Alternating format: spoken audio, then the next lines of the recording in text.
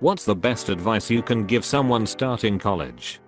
Go to class. It's easy to fall in the habit because of the potential fun out of class activities. It's not high school. They aren't going to come figure out why you are missing class. You'll just fail out. I saw way too many smart people who just couldn't resist the party and late night life and failed out of school. You keep the debt and you have nothing to show for it.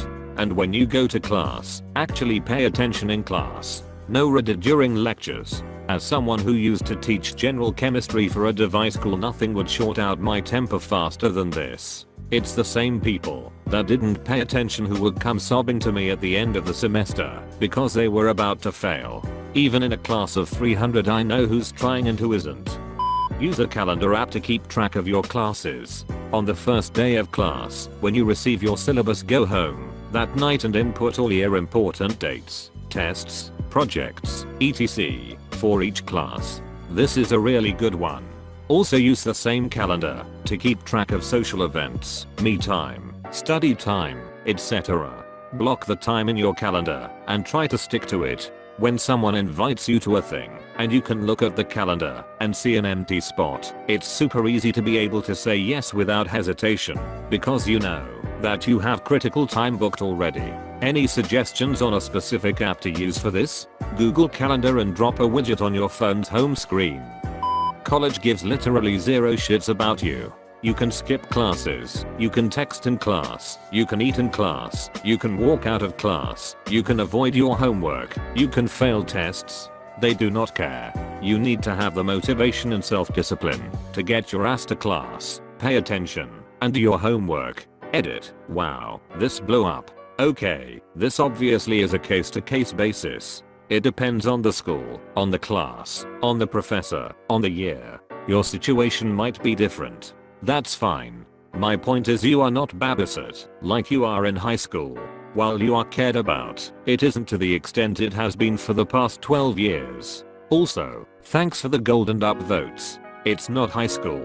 The teachers will not babysit you. They will not check up on you. They will not give you 12 reminders. They will not email you to remind you to turn something in. They won't be worried if you haven't shown up to class in a few days. They barely know your name. They really don't care if they give you an F. In high school, they meet your parents, counselors, administrators. Parents get involved if you're failing. In college, your teacher isn't meeting your mom, isn't talking to your counselor, doesn't know what any of your other grades are. They aren't gonna get worried about you. They barely know who you are. It's actually a really good idea to get to know your professors. Go to their office hours. Make small talk if you can. Try to spend time with them outside of class. If you can imprint yourself on them, they will be more likely to give a shit about you.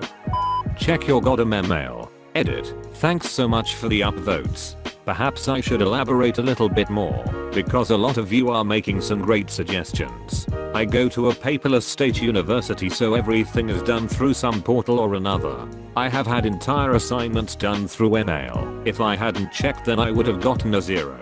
This is my 4th year at school and I've been in RA for 3 years now. It is so incredibly surprising to me that every year I have a handful of freshmen tell me that they didn't get the notice because they don't check their emails. I have my email on both of my computers, my phone, and my tablet, and I check it at least once an hour every day of the week. Again, because everything at my university is through email/internet. Some of you may have slightly different experiences, but this is the reason behind my comment. Serious question. Is this an issue for today's crop of 18-year-olds? When I started college, 15 years ago, email was our only communication lifeline and I checked it at least daily. I still check my personal email like 20 times a day now. It's better to try and do something 50% than to just not try. Don't let the fear of failure stop you from doing something. If you fall behind, it's so easy to just let it consume you, but you need to claw yourself out of that mindset inch by inch. This killed me my first time around in college. I would be late with one assignment and then just stop going to class because I was embarrassed. All I have to show for it is $15k in student loans and some shitty transcripts. Second time around went a lot better. I'm in the second phase right now, hopefully. Just remember, you're at an advantage because you've done it the wrong way once before. I read a short book called How to Be a Straight A Student by Cal Newport before my second time around, and it helped me get organized and put some stuff in perspective. Make sure your dorm is your safe haven. You'll always be able to find social events and parties, but you don't want that becoming the place where you sleep at night. Plus, if neither you nor your roommates ever get any sleep, you will constantly be fighting. I'm glad I opened that. I'm glad I seen your comment. Wear sandals in the shower. People are disgusting. After a few showers your feet will develop a thick protective crust of urine, pubes, ejaculate, and assorted sebum. Just because you can write that visual doesn't mean you should. Barf. Haha, I know a couple people in my life who would agree with that sentence 100%. If you don't understand something, speak up. You are not the only one with the same question. It's far more important to stay on track than to look cool in front of your peers. If you're intimidated by talking in class, take advantage of your professor's office hours. Building that relationship and showing I was trying saved my ass a time or two. I'll add on to this and say that you shouldn't waste time asking questions to appear smart. There was this one guy in my lectures who would constantly interrupt the lecturer to ask a question that was basically just a variant of what the lecturer just said. So if lecturer said something like we do 12 plus 17 to get 29, then the guy would chime up with, so if I'm understanding this right, we would do 17 plus 12 to get the required answer of 29. It was so ducking infuriating. Especially because he'd do it every lecture at least once. A few times he'd have like a good 10-minute discussion on something that was covered weeks ago that he decided not to read up on since, or was off when it was originally covered, and didn't go to the office hours of the lecturer to ask for clarification. Like holy turd, get some ducking self-responsibility. We were all given comprehensive lecture notes with examples. The lecturer had defined office hours. There was video recording online, and you live in 2017 during the internet. There was so many ways to find the answer yourself that interrupting a lesson should be the last option you take. Just because you got decent grades with very little effort in high school does not mean you can necessarily do the same in college. I did much better in college than in high school. I was actually taking classes that were interesting to me, instead of being forced into requirements that bored me to death. Same. I had to bust my ass to stay anywhere near the smart kids in my high school.